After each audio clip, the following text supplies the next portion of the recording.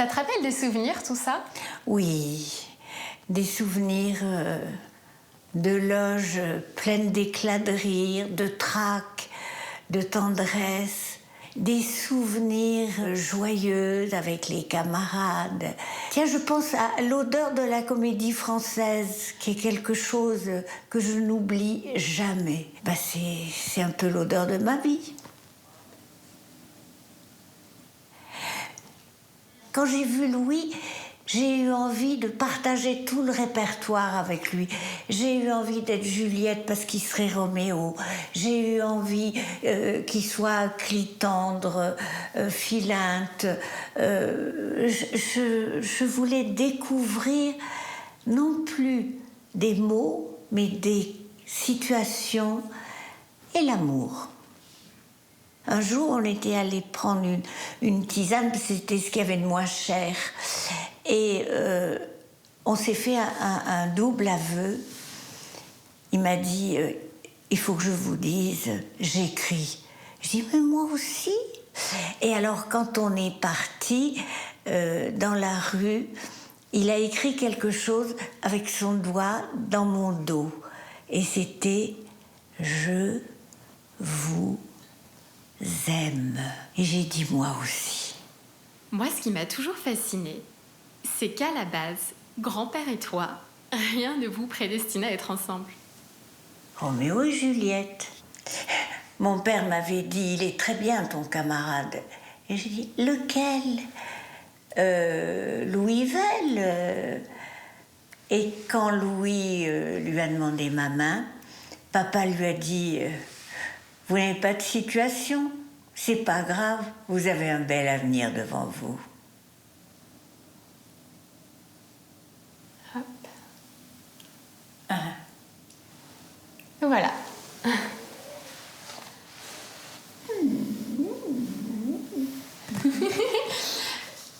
Ce qui est très émouvant, c'est que nous nous sommes connus sur les planches et que c'est le théâtre qui nous a non seulement présentés l'un à l'autre, mais distribués dans une pièce qui était le récit de notre vie.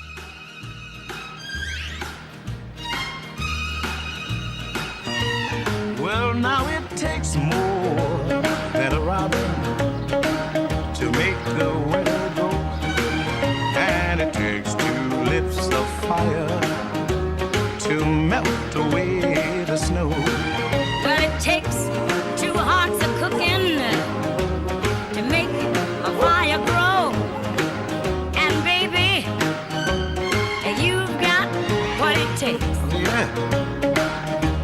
You know it takes a lot of kissing. Tell me about it. To make a romance sweet. Ooh, it takes a lot of loving to make my life complete.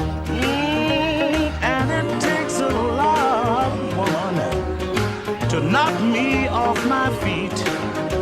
And baby, you've got what it takes. I said,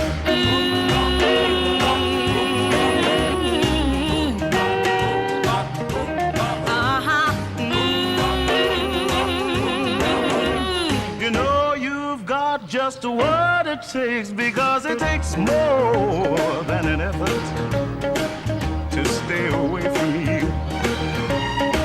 It takes more than a lifetime to prove that I'll be true. well, it takes somebody special to make me say I do.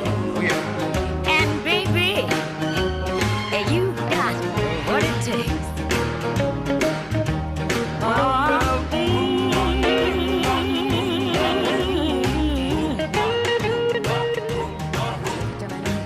Son imprudente flamme, du tyran de l'épire allait ravir la femme. Britannicus, mon frère, il l'écoute tout seul. Et qui suivrait leur pas les trouverait peut-être assemblés, je sais pas, là, de tous deux, il faut que je l'écarte. Pour la dernière fois, qu'ils s'éloignent, qu'ils partent, je le veux, je leur donne. Et que la fin du jour ne le retrouve pas dans Rome, dans ma cour. Allez, cet ordre importe au salut de l'Empire. Qu'est-ce que ça te fait de revenir ici 50 ans, 60 ans après, grand-père? un plaisir. Un plaisir des années que j'ai vécues, tout ça. Elles se mélangent. On est dans ce théâtre, mais je vois d'autres théâtres où je suis passé. Et je retrouve des moments que j'ai vécus, des moments heureux, des moments d'inquiétude aussi. Qu'est-ce que je dis, qu'est-ce que je fais, qu'est-ce que des choses comme ça, tu sais. Non. Enfin, c'est quelque chose d'heureux pour moi. C'est ça qui est important de faire comprendre. C'est du bonheur. Et d'où est venue ta passion pour le théâtre, au début? Pour faire du théâtre, Oui, pour être acteur, oui.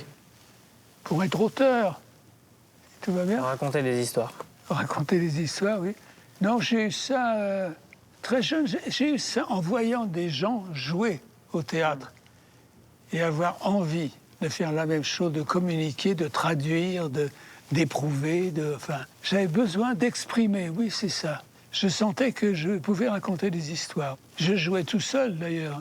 C'est-à-dire, les gens croyaient ce que je disais. Ça, oui, j'en avais le sentiment, et qu'ils avaient envie que j'en raconte. Je ne sais pas à quel moment je me suis dit que je voulais être comédien. Je suis devenu comédien. Tu t'es rendu compte aussi du succès que tu avais auprès des femmes ou... Oui, enfin, mais je veux dire, c'est pas une chose que je cherchais avec l'idée de non. Il fallait que je sois bien, qu'on croie à mon personnage, qu'on croie à ce que je dis. Et c'est ça. Mais l'idée de séduire le public, non. Non, je jouais pour être sur scène. Enfin, je ne jouais pas pour avoir des applaudissements. C'était pas la recherche de la célébrité, c'était juste de réussir avec l'équipe. Non, la recherche de ce que tu appelles la célébrité sera une conséquence. Mais ce n'est pas une chose que l'on recherche. Ce qu'on recherche, c'est le contact qu'on a avec la salle à travers la personne avec qui l'on joue. Oui, c'est ce que tu m'avais appris, que ce soit au théâtre, sur scène, ou que ce soit dans la famille, tous ensemble, que c'était d'abord l'écoute. Ça m'a beaucoup aidé aussi en tant que personne, mais aussi en tant que comédien. C'était l'échange avec l'autre, le partenaire, l'écoute. Se nourrir de l'autre et de... L'écoute. Ouais, de laisser l'autre exister. Oh, commando, le faire exister. Oui. Non pas le laisser, mais le faire exister. Oui. C'est très important, ça. C'est pas sur soi qu'il faut tourner le regard, c'est sur lui et ce que tu vas lui dire. Ouais. Je crois que Babouchka va bientôt arriver. Oui. T'as le trac? Non, pourquoi? Non, je suis content de la rencontrer. C'est comme ça qu'a commencé notre histoire. Tu sais, on nous a mis en présence. Ah oui, c'est joli. Clac, clac. Louis Vell, Frédéric Hébrard.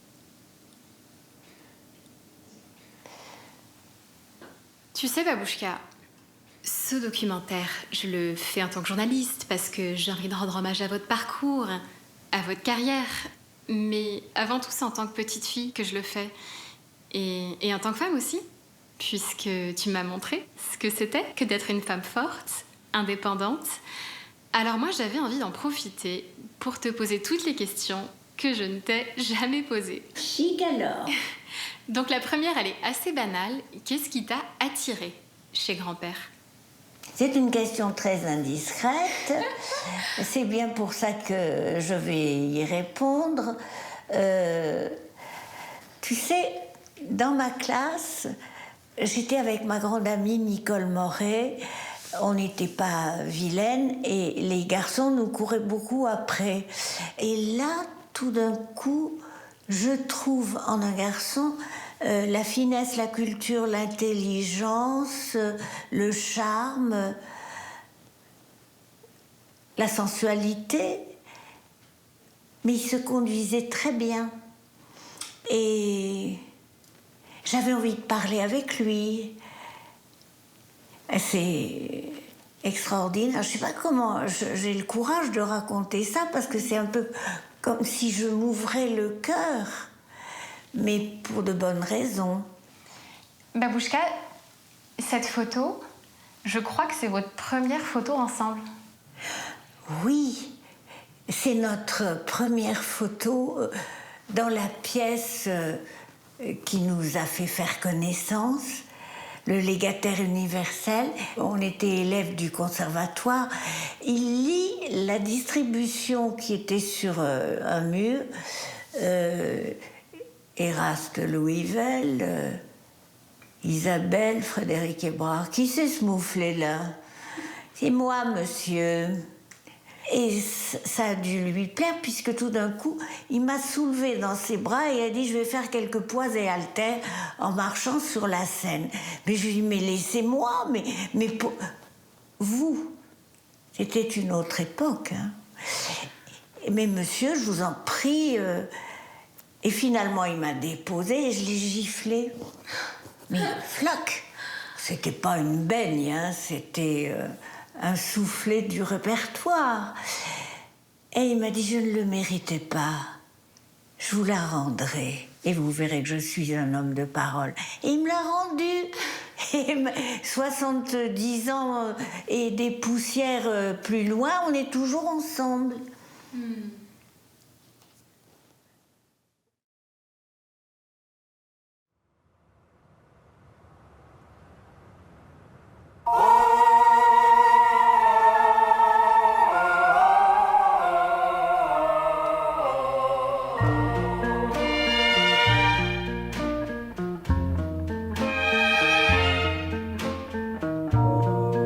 Do I love you with all my heart and soul?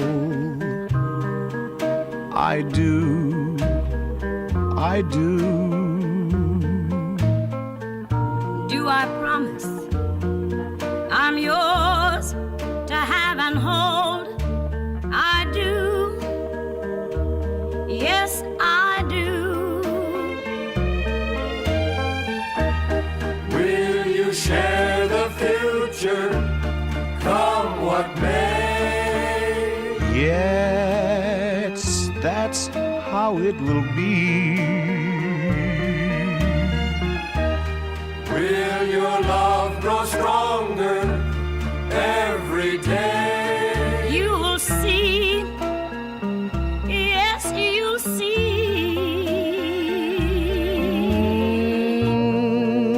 Do I want you forever close to me? I do. Yes, I do. Do I want you to rule my destiny? I do, I do.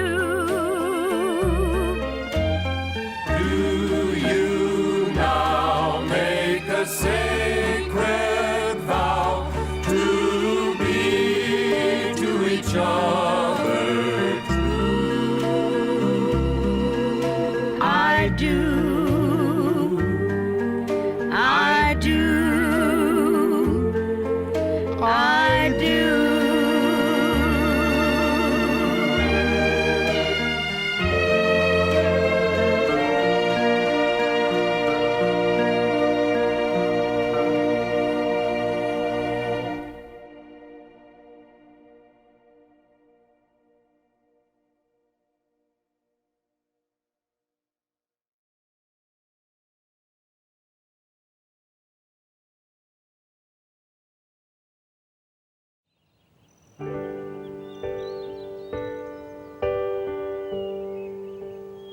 Comme me disait une amie provençale, non seulement il faut que vous aimiez votre maison pour être heureux, mais il faut que votre maison vous aime. Nous avons emménagé à Coin Perdu en 1960. C'est notre amie Irène qui nous a dit un jour « Je vous ai trouvé une maison dans la montagne ». Alors on n'a pas pu résister, bien sûr. Et puis cette maison, elle était quand même assez chère. Et c'est notre amie Nicole Moret, qui nous a dit « Mais moi, je vais vous prêter l'argent ». Elle était star à Hollywood à ce moment-là. C'était nos deux meilleurs amis. J'avais déjà 2 enfants en bas âge, Catherine et Nicolas. François est venu en 61. Et la famille était au complet. Oh, Babouchka, moi j'ai voulu que vous me racontiez votre parcours ici, à Coin Perdu, parce que cette maison, c'est le témoignage de votre ténacité, de votre volonté. Vous êtes parti de presque rien, et par la force de votre travail, de votre persévérance, vous avez construit tout ça. C'est été une véritable bataille parce que, comme tu le disais, nous avions peu d'argent. Moi, je ne pouvais plus jouer la comédie puisqu'il fallait que quelqu'un reste avec les enfants. Louis partait avec des filles de plus en plus belles en tournage ou en tournée. Nous avons appelé ces moments de notre vie la conquête de l'Ouest. Et c'est une période magique. La maison l'a traversée avec nous. Par exemple, là, il y avait un mur et c'était une autre maison de l'autre côté. Et plein de choses comme ça qui ont fait de la conquête de l'Ouest un très beau voyage, mais terrifiant. Mais il y a des moments où t'as failli baisser les bras? Non, non, c'était dur, mais j'avais l'espérance que donne l'amour, et puis les enfants étaient adorables. C'était dur, mais c'était la vie.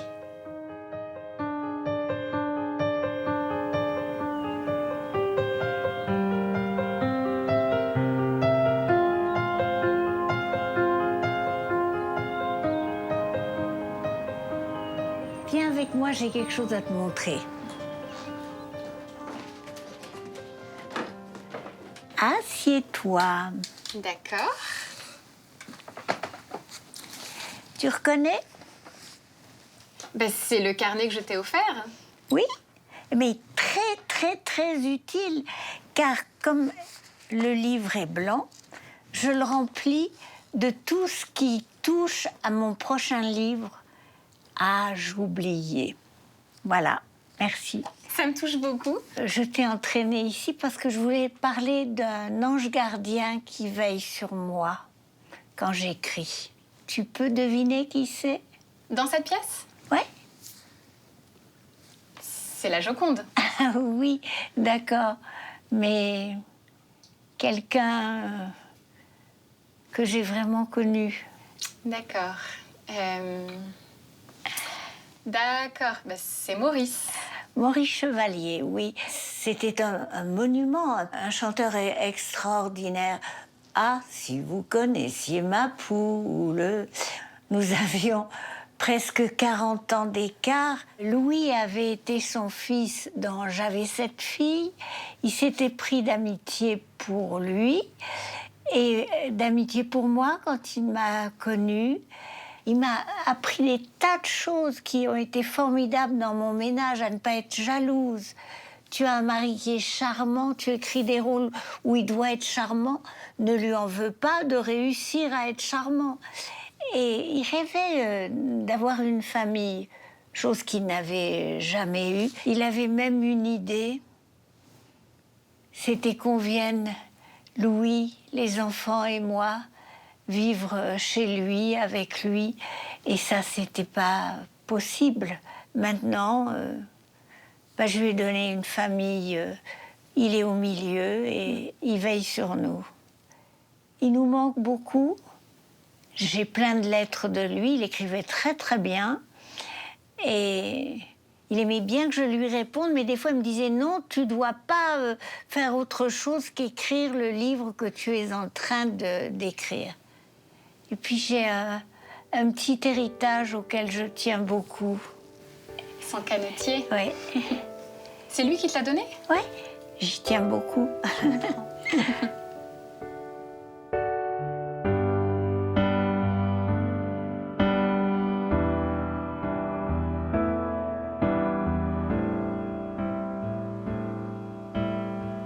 Ce qu'il faut que je dise, c'est qu'il n'y a pas que Maurice qui veille sur moi. Il y a quelqu'un qui, depuis ma naissance, m'a conditionnée. C'est mon papa, André Chanson.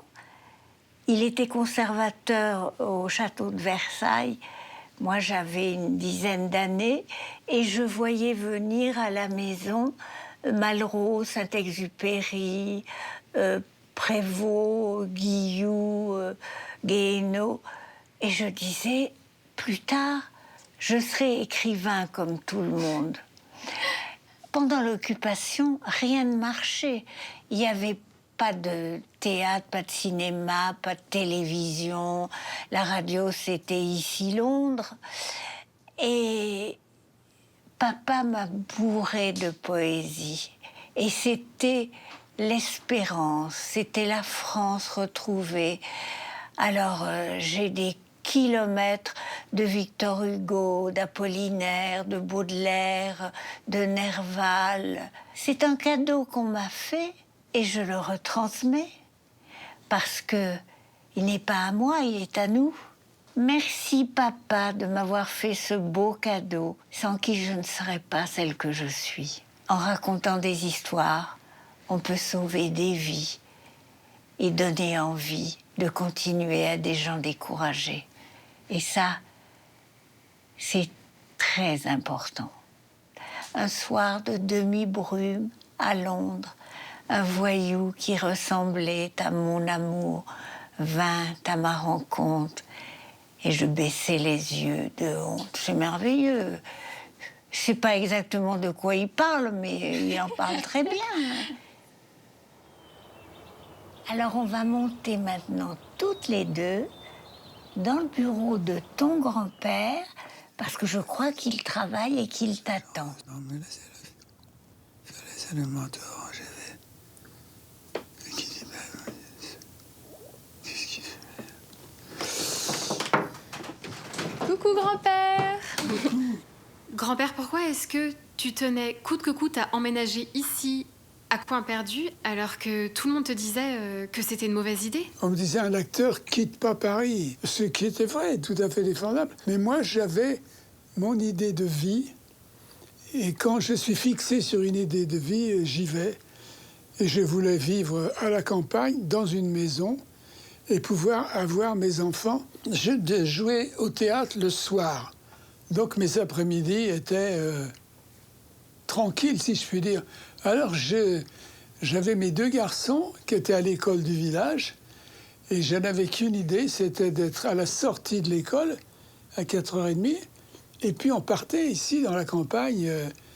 C'était des heures pour moi heureuses, mais j'étais heureux d'être ici. Mais vous avez réussi à concilier vie de famille et vie professionnelle? Je n'étais pas tout le temps acteur à Paris. Ben, il fallait payer la maison. Donc j'ai fait beaucoup de tournées, je partais pour 2 mois, 3 mois. Oui, j'étais très malheureuse. Je chantais comme Barbara. Je n'ai pas la patience des femmes de marins.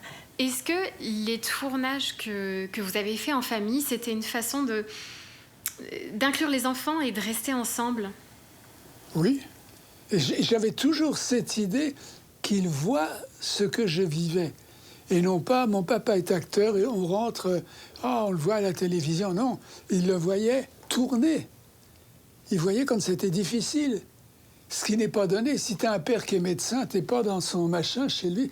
Moi, il me voyait et puis quand ça n'allait pas, on me faisait reprendre. Tu vois ce que je veux dire? Oui. Il se trouve que j'étais le père parce que j'avais quelques années de plus, mais je ne les traitais pas comme des inférieurs, jamais. On partageait les répliques, on partageait les choses. Je les faisais répéter. Ils étaient égaux à moi dans le métier. C'est un partage, c'est une communion. Ton père et ton oncle ont tourné leur premier film à 4 ans et 6 ans. Et François devait dire, c'était sa première réplique, « C'est moi, lieutenant ». Et ça a été une catastrophe, une succession. Un avion est passé, un camion a pris feu sur la route voisine, un projecteur est tombé quand tout allait bien. On a dit on recharge.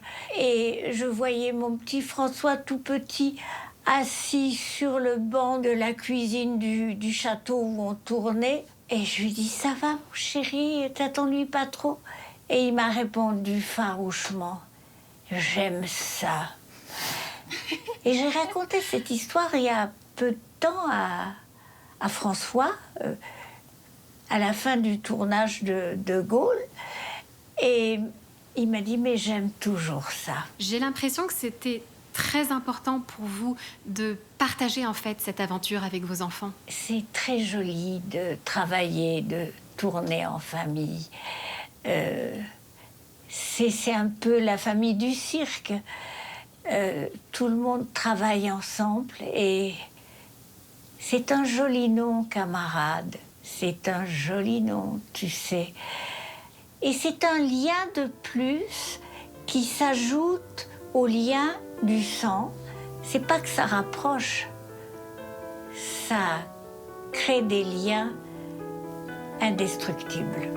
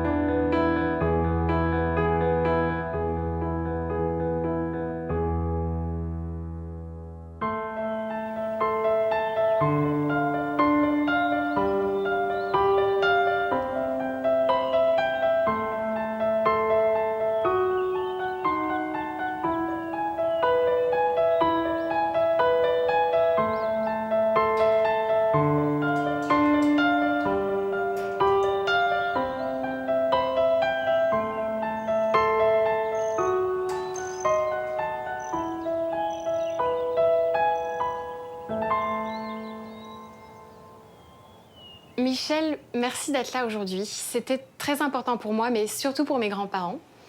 La Demoiselle d'Avignon, c'est le feuilleton qui a le plus compté pour eux. Donc vous aussi, vous comptez beaucoup pour eux. Moi, je me suis rendu compte en préparant ce documentaire qu'il y avait encore tellement de choses qu'ils m'ont pas racontées. J'avais envie d'en savoir un petit peu plus. J'ai fouillé dans le grenier. Je vous ai trouvé plein de petites surprises. Donc voilà, aujourd'hui, je vous dévoile mes petits trésors, des souvenirs. On va regarder ça ensemble. Oh, le petit chéri. Ah. Oui, ça, oui. Tu ressembles à ton père. Ah oui, tu trouves? Ah oui, là, ça s'oppose Je bien. connais un palais, c'est le palais. C'est la dernière de musique de ce pauvre Van Paris. Oui. C'est vrai. Ah, t'es pas franchement seul, là. C'est bien. Et il m'offre, tu vois, un ange. Ah, c'est mignon. Ah, mais je savais pas qu'il y avait eu un disque.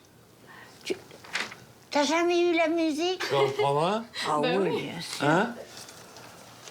On était fait pour écrire, on est toujours fait pour écrire. Et on aimait bien rencontrer des possibilités de sujets. Et un jour, nous faisons les courses à Voilà. Monoprix, tous les deux à Poissy, et on voit 6 filles qui avaient des petites couronnes en piqué blanc, Diadème, qui oui. étaient les caissières. On se regarde, ah. Et Louis puis, me dit, oui. et si sous ces diadèmes, il y en avait une qui était une vraie princesse? Voilà, c'est ça. C'est ça la Une idée comédie. formidable. Oui, ça fait 39 francs 75. Hein. Et on pense à ça, Oui. on imagine, et on se dit, ça peut être une Mais- personne... On imaginait, mais à chaque fois on disait oui, mais enfin c'est pas possible. Mais on continuait. Oui. Tu vois, on disait ça c'est invraisemblable, lui c'est idiot. Mais on continuait et c'était Oui, comme ça qu'on. oui, oui. Et c'est vrai qu'il y a cette scène merveilleuse à la fin du film où elle est caissière. Ah oui. Et elle se prêtait à tout, qu'elle soit en princesse, en caissière, en n'importe quoi, elle était le personnage. Ah oui. Grande comédienne. Et malheureusement, avec le Covid, dont on n'a pas pu parler parce qu'il n'existait pas encore dans le film, mais avec le Covid de maintenant, il nous prive de la présence de Marthe avec nous. Nous devons notre amitié à mai 68. Hein? Oui, oui, mais c'est vrai. J'avais un tournage en perdition en Guadeloupe, et la maison Télécipe m'ont envoyé comme producteur exécutif à la Guadeloupe pour faire redémarrer ce tournage. Voilà. Tu sais, c'est un souvenir tellement formidable pour moi, ton arrivée comme un sauveur. On a tout de suite sympathisé, il n'y a pas eu, on s'est mis en présence Et quand Frédéric est arrivé, enfin, notre amitié, en quelque sorte, a pris tournure d'une façon définitive. Oui. Oui, les 3 mousquetaires, on était imbattables. Ouais. Les 3 mousquetaires parce qu'on était 4. Voilà, oui, comme non, les oui. anciens. Et c'était Serge Friedman. Il a eu la gentillesse Ça a été d'accepter de formidable. travailler comme directeur de production avec nous. La minute où la production, la mise en scène, les scénaristes font le même film, Oui. hein, à ce moment-là, on a des chances de réussir son coup. J'avais quelques années déjà, j'étais un assistant réalisateur blanchi sous le harnais quelque part, et j'attendais l'occasion de signer une première réalisation. Or, on me fait lire le scénario de La Demoiselle d'Avignon. Et là, je tombe pile dans ce que j'avais envie de faire. J'ai pensé à René Clair. Comme j'avais eu la chance d'avoir été son assistant en plus, incontestablement, j'ai retrouvé un ton, une musique qui me rappelait la musique de René Clair. Et comme je trouvais une sorte de mélange entre le côté juste au poil qu'il y a chez Fesneau, hein, et puis la magie des contes de fées.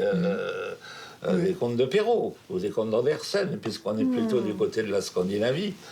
Donc j'ai été vraiment immédiatement conquis, et du coup, ça a coûté quelques chaises à Frédéric. Je t'entends encore disant « Je vous aime !» Et plaf, il est tombé.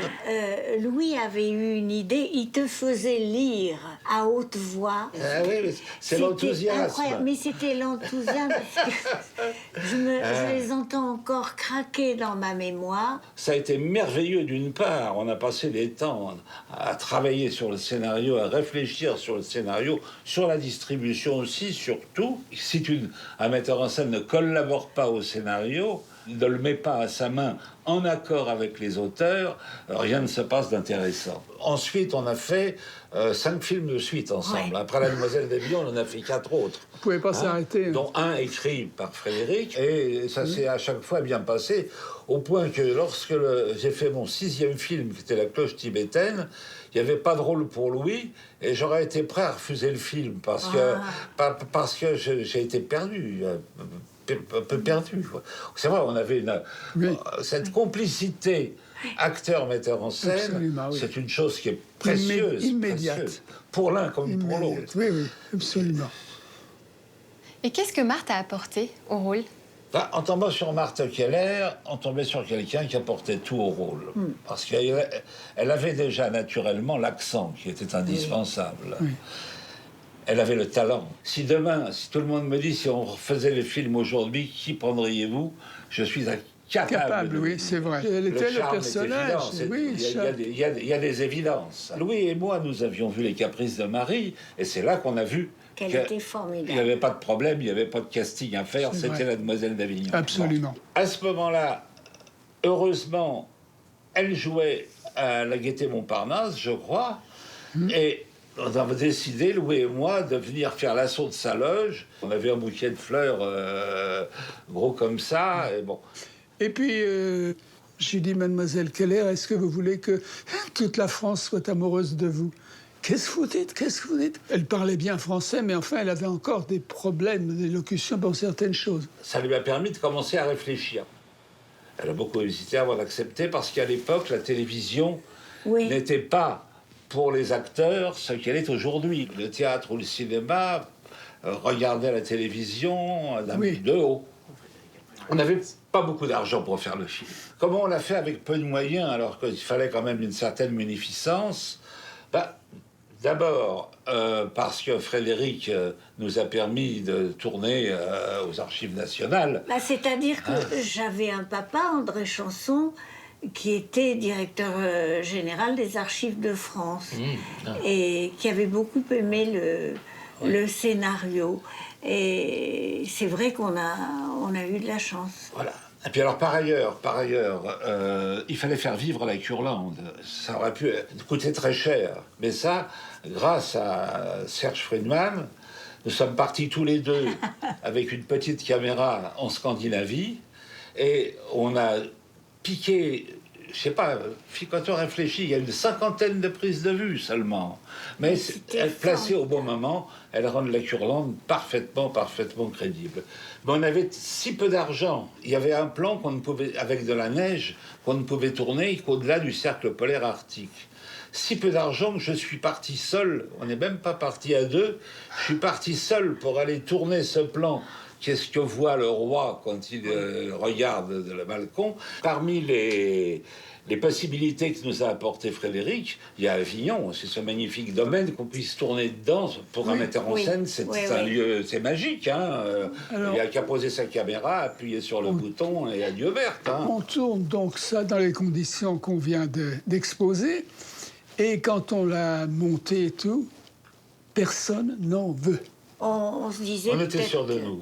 Oui, on n'avait rien signé. Hein. On avait donc faim de nous recevoir tout le temps. Il y avait beaucoup de gens qui refusaient le projet en disant « Mais comment voulez-vous qu'après mai 68, les Français s'intéressent au destin d'une princesse ?» Et puis ce garçon qui emmène cette jeune fille au bord de la mer et qui prend 2 chambres. Et j'avais raconté ça à Georges Brassens qui m'avait dit « Mais il n'y a que les imbéciles qui prennent qu'une chambre. » Au contraire, c'était une façon de séduire. Personne ne voulait la voir. Et les gens qui l'avaient vue ne voulaient pas la prendre. Tu vois, Il y a quand même des moments drôles quand les choses ne marchent pas. Je me souviens d'un dîner à la maison, ici, à Coin Perdu, il y a très longtemps, où nous avions un des directeurs de la télévision et plein d'amis. Et quelqu'un dit en s'adressant à nous, « Savez-vous ce que devient la demoiselle d'Avignon ?» Le directeur... de la télé, dit « Oh, c'est drôle que vous parliez de la demoiselle d'Avignon, parce que cet après-midi, j'ai réussi à la refiler à Pierre Sabag. » Un silence de mort sur les assiettes. Tellement de mort qu'il dit « Mais pourquoi vous vous intéressez à la demoiselle d'Avignon ?» Eh bien, je dis « C'est parce que nous en sommes les auteurs. » Très vite, grâce à une amie script girl qui nous aimait beaucoup et qui était en ménage avec la secrétaire de Sabag, je le rencontre, je lui apporte la demoiselle d'Avignon, on sympathise, je m'en vais et mon ami me dit, tu sais, il a regardé 10 minutes et il a dit, je déprogramme, c'est magnifique, je veux la voir. Quand tout d'un coup, le succès a été là, et il a été incroyable, on n'en a pas du tout voulu aux gens qui n'avaient pas voulu qu'on ait ce succès. Notre objectif, c'était que la demoiselle existe, avec une mise en scène remarquable de Michel Wynne, et des moments extraordinaires qu'on a tous passés ensemble. Moi, ce que je trouve fou, c'est que la demoiselle d'Avignon a quand même battu tous les records. Et tu sais qu'en 1974, il y a eu une rediffusion qui a été obtenue par 2 petites filles de Nancy ou de l'Est qui étaient très attachées à une vieille grand-mère qui n'avait pas vu le dernier épisode. Et elles ont fait vraiment... pieds et mains pour que ça repasse, et c'est repassé. Et la grand-mère l'a vu. Et c'était merveilleux. On est allés les voir tous les deux chez leurs parents et on était vraiment payés de toutes nos peines. Je ne sais pas si on t'a montré la demoiselle d'Avignon qu'on a dans le jardin. Dans le jardin? Ici, qui nous a inspiré beaucoup pour la découverte de la demoiselle d'Avignon. Je connais pas, non? On a d'abord vu un front, et puis on a un peu gratté, et puis d'année en année, on a sorti quelque chose, et c'est très émouvant de trouver... Vous connaissiez pas cette Non, histoire? je ne connaissais pas. Bah. Moi non plus.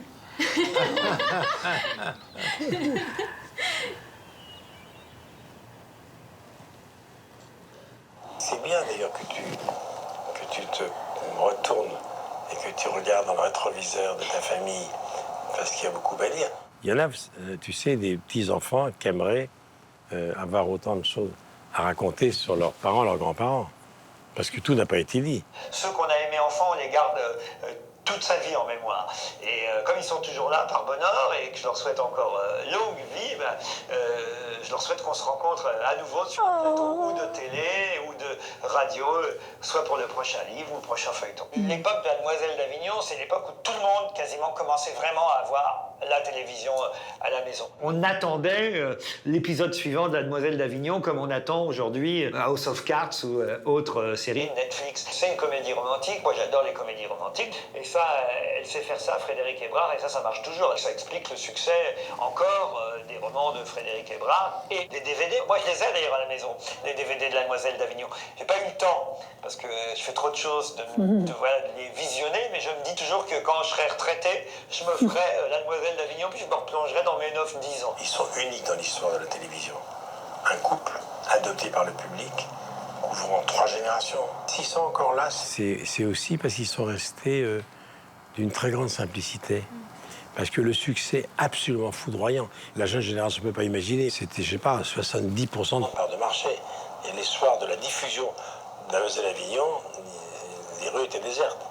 Faut savoir ça. Ton grand-père, je peux te dire que les femmes étaient folles de lui. Hein. C'était vraiment l'homme le plus sexy de sa génération. Ça m'a tellement marqué, ce feuilleton. La beauté de Marthe Keller et la beauté de Louis Vell et ce couple. C'est un conte de fées, en fait, tout simplement. Et c'est ça qui est marquant quand on est enfant, c'est qu'un conte de fées, ça vous le gardez toute votre vie. Donc, dans un premier temps, pour moi, le couple idéal, c'était... Non pas, pardon pour ta grand-mère, c'était pas Louis Vell, Frédéric Hébrard, c'était Louis Vell, Marthe Keller. Et puis les années ont passé, on grandit, et puis quand on grandit, on comprend mieux la vie et les choses, et on s'aperçoit qu'évidemment tout ça n'est que du cinéma ou de la télévision en l'occurrence, et que, voilà, en fait, la vraie amoureuse de Louis Vell, c'est pas Marthe Keller, c'est Frédéric Hébrard.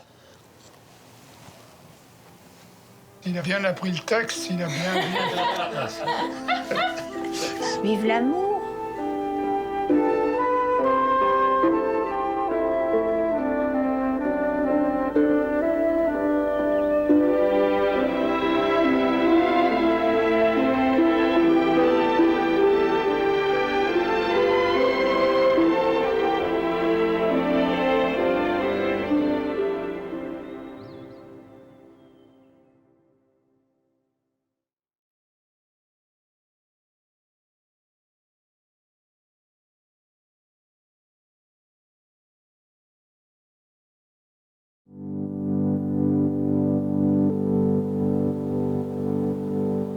Sur la hauteur, voici 3 siècles qu'on a bâti notre maison, faite de bois, de pierres dures, au fond d'un val aimé des loups. Des meneurs de bœufs des vallées qui ne parlaient que notre langue ont fait sa toiture et ses murs. Et les bûcherons des Cévennes, aux mains gercées par le travail, la dressèrent au versant sud. Haute et fermée comme une tour, depuis 300 ans, elle voit tomber la neige sur les crêtes, dans les hêtres et les sapins. Elle écoute le ruissellement de la pluie qu'en font la neige au vent de mer. Elle peut voir depuis 3 siècles le triomphe du renouveau dans une gloire de soleil. Ma maison, tu as la science du passé et du lendemain. Tu vois le berceau de l'enfance et la fin des choses humaines. Aux maisons noires des montagnes, qu'importe la joie ou le deuil. Aujourd'hui, place à la tristesse, mais demain, place à l'enthousiasme. Tu nous donneras ta patience, maison d'hiver et de printemps, maison des fleurs et des tempêtes, maison des douleurs et des fêtes. Toi qui protèges ceux qui vivent, toi que l'on fit de pierre dure sur les rochers de la hauteur, œuvre des hommes, œuvre de Dieu.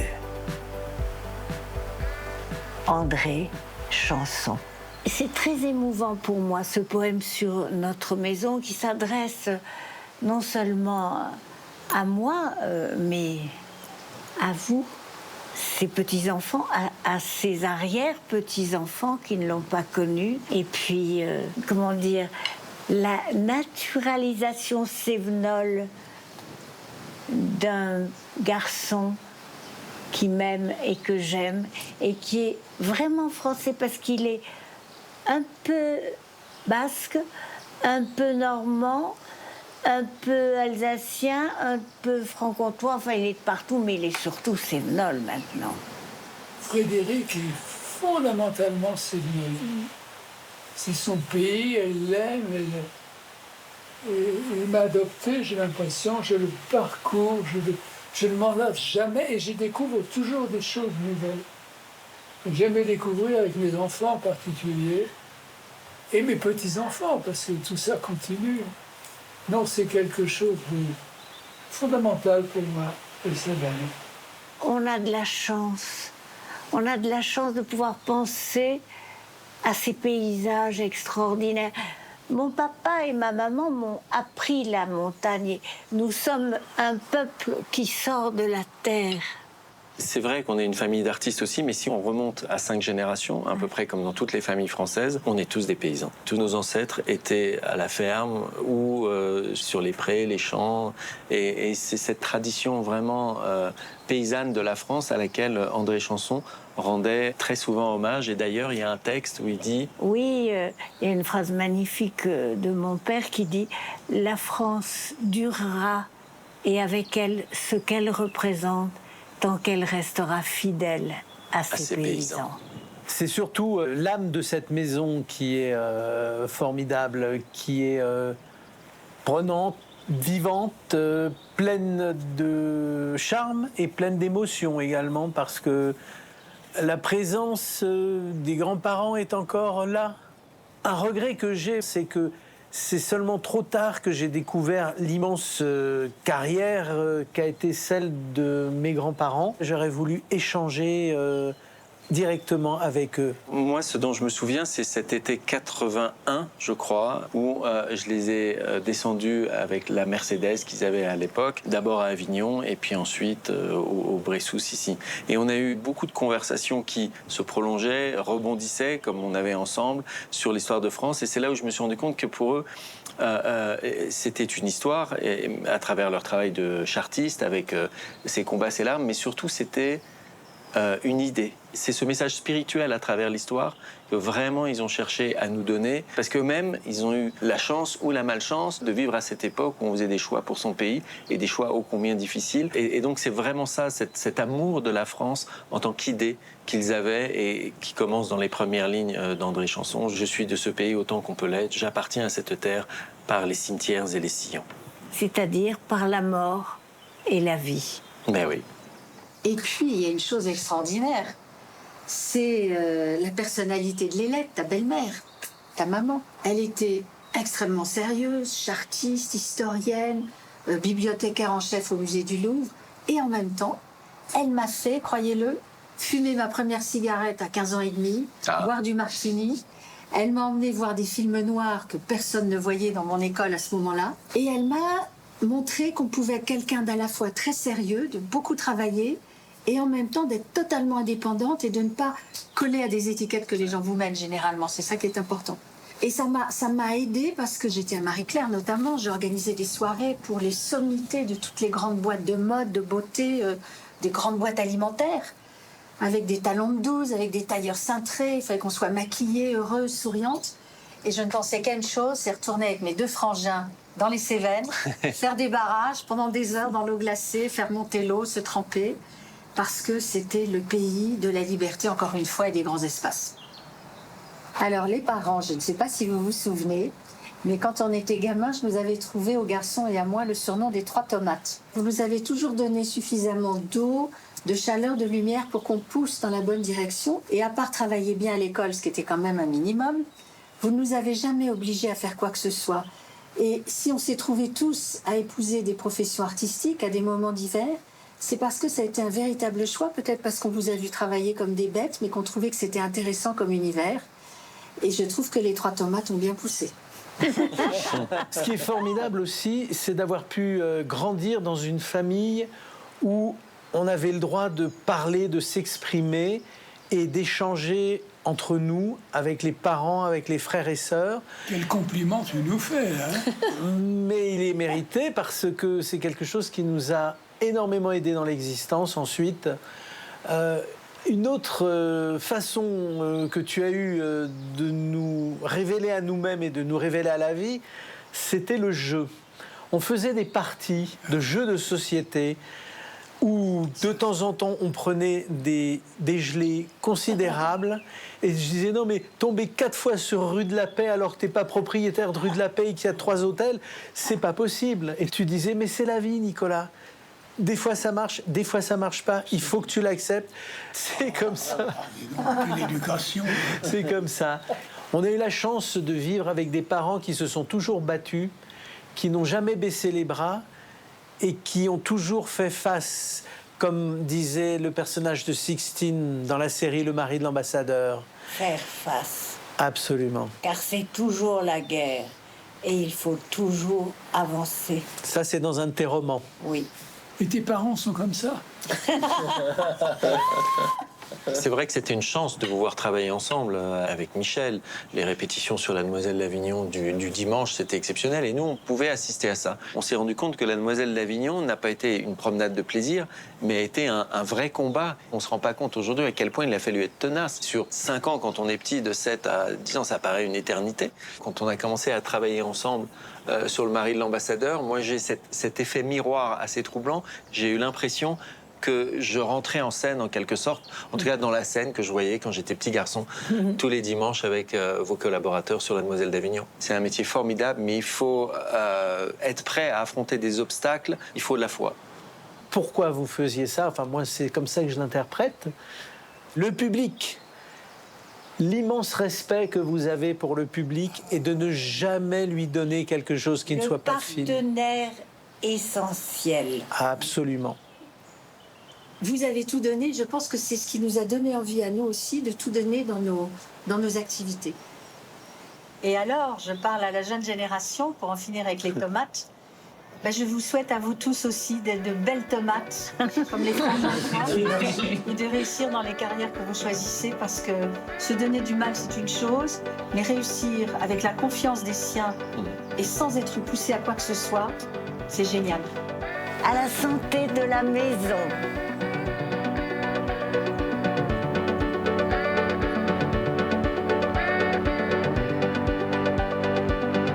And it went like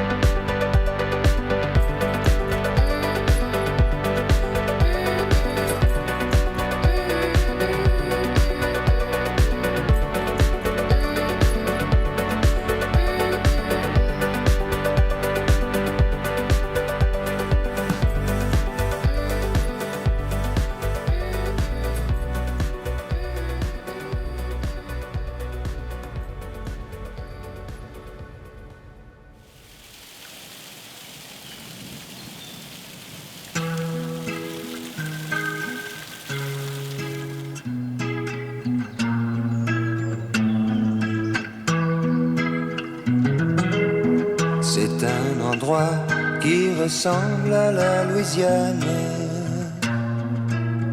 à l'Italie. Il y a du linge étendu sur la terrasse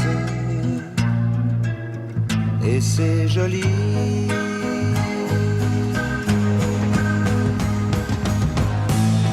On dirait le sud, le temps dure longtemps et la vie sûrement plus d'1 million d'années.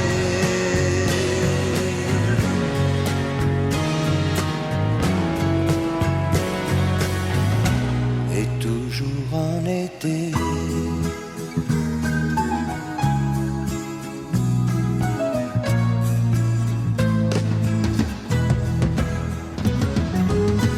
Y a plein d'enfants qui se roulent sur la pelouse. Il ne manque rien.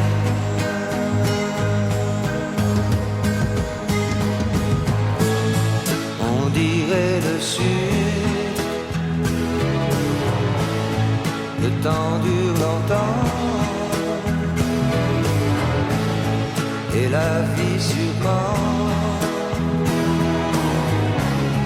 plus d'1 million d'années.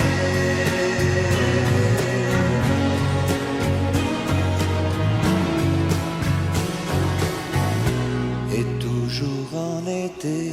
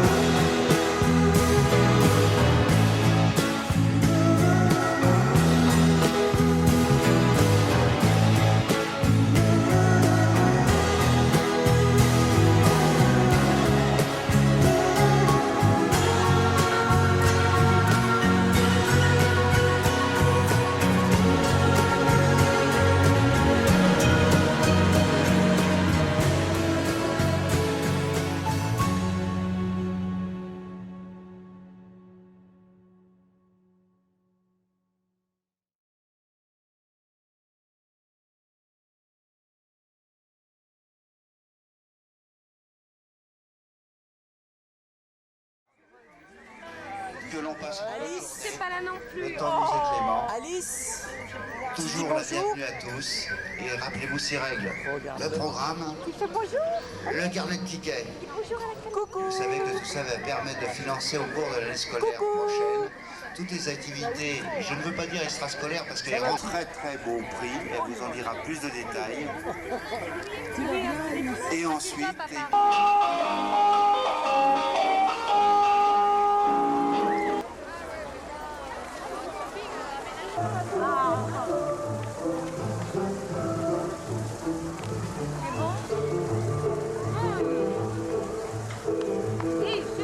Nous sommes le 24/12/1994 à Bure. Ah, Louisville. On te reconnaît bien là. Oui, ben on nous voit tous les deux là. Hein. Ah oui, oui, on se voit tous les deux. Pour une fois.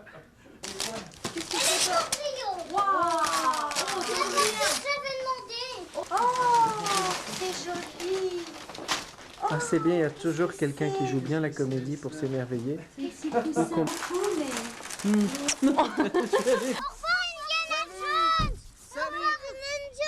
Indiana Jones. Salut François.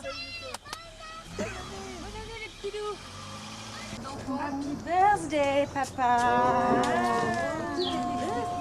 Oh, ça tombe de tous les côtés. C'est une bouteille, qu'est-ce que c'est ça? Merci mon Polo. C'est un gâteau d'anniversaire. Oui. C'est un gâteau d'anniversaire. Un château d'anniversaire. Un château d'anniversaire. Oh, Cathy. Hello. Hello.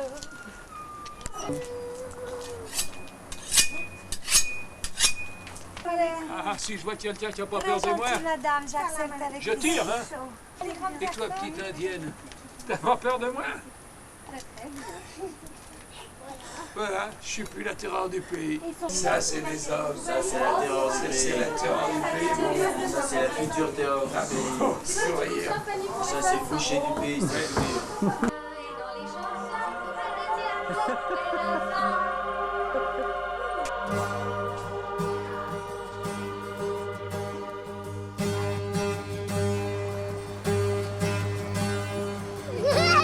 Bonjour.